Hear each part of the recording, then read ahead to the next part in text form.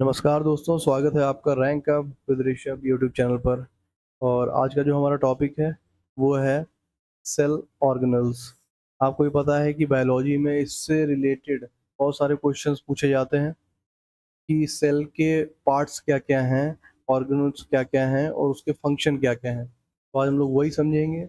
आसान, बहुत सिंपल रखेंगे इसको। हाँ, लेकिन इससे इम्पोर्टेंट क्वेश्चंस बनते हैं और एग्ज़ाम में पूछे जाते हैं, तो बहुत ही ध्यान से सुनिएगा।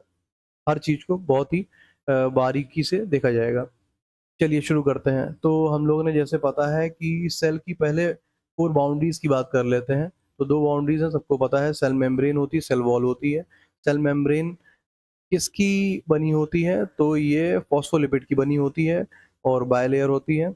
और इसमें क्या भरा होता है? फ्लूइड मोज़ेक मॉडल का ये बना होता है। सेलेक्टिव परमेबिलिटी होती है, इसमें सेल सिग्नलिंग का काम करता है।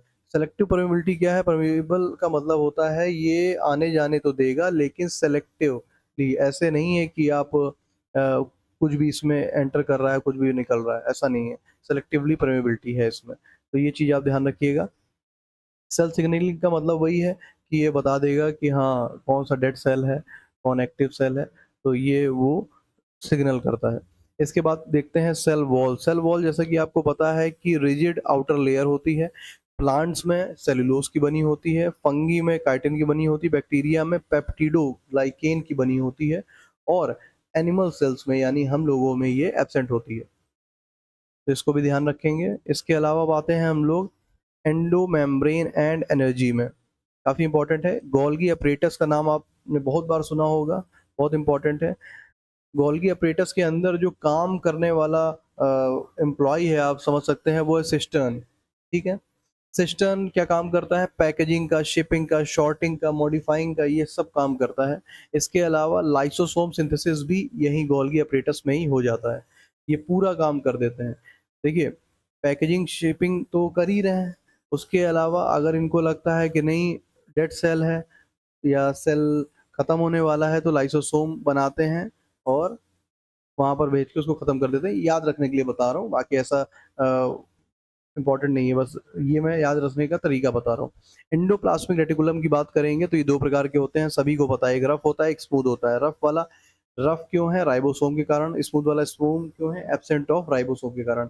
रफ वाले में ही प्रोटीन मैन्युफैक्चरिंग, प्रोटीन बनता है और स्मूथ वाले में लिपिड या फैट का सिंथेसिस होता है और ये डिटॉक्सिफिकेशन का भी काम करता है। इसीलिए लीवर में सबसे ज़्यादा कंसंट्रेशन इसी का पाया जाता है, स्मूथ ईआर का, ठीक है?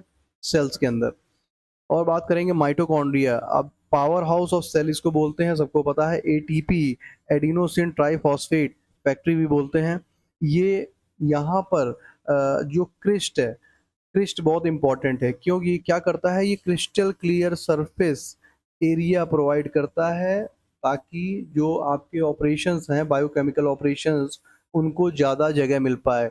एक्चुअली बेसिकली ये मैक्सिमाइजेज सरफेस एरिया, ठीक है, क्रिस्ट, आप याद रखिएगा। और ये कोई एक फिक्स नहीं होता, ये सेल टू सेल वेरी करेगा और कंडीशन टू कंडीशन वेरी करेगा। और इसके अलावा माइटोकॉन्ड्रिया की हम बात कर रहे हैं तो इसमें डीएनए, सर्कुलर डीएनए और 70s राइबोसोम भी पाया जाता है, इसीलिए उसको सेमी ऑटोनोमस भी बोलते हैं क्योंकि डीएनए भी इसमें मिल रहा है।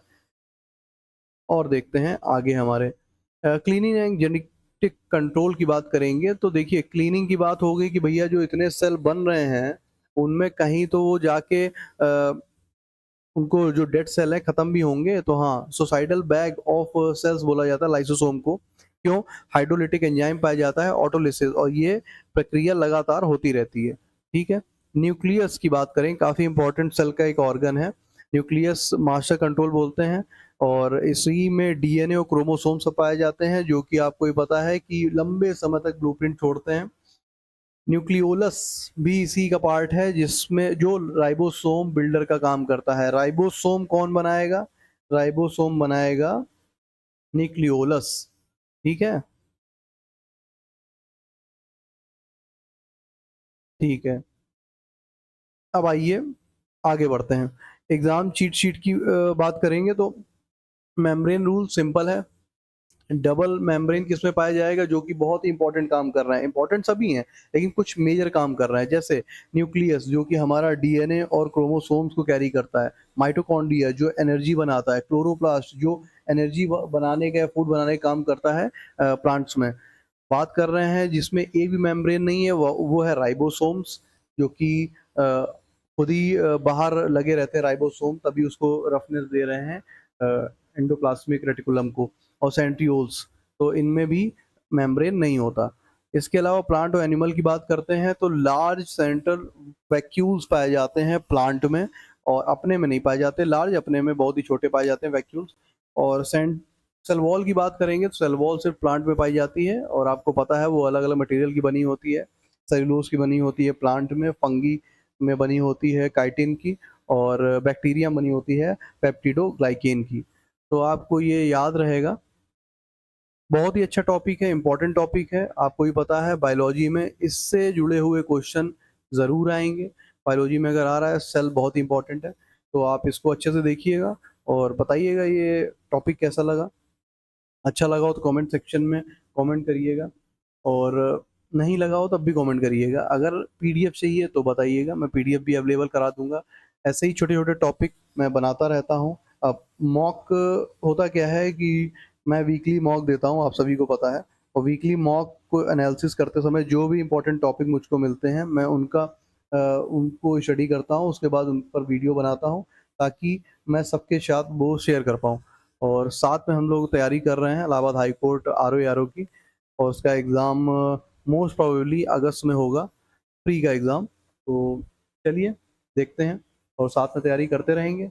आप लोग भी अपना सपोर्ट बनाए रखें। धन्यवाद।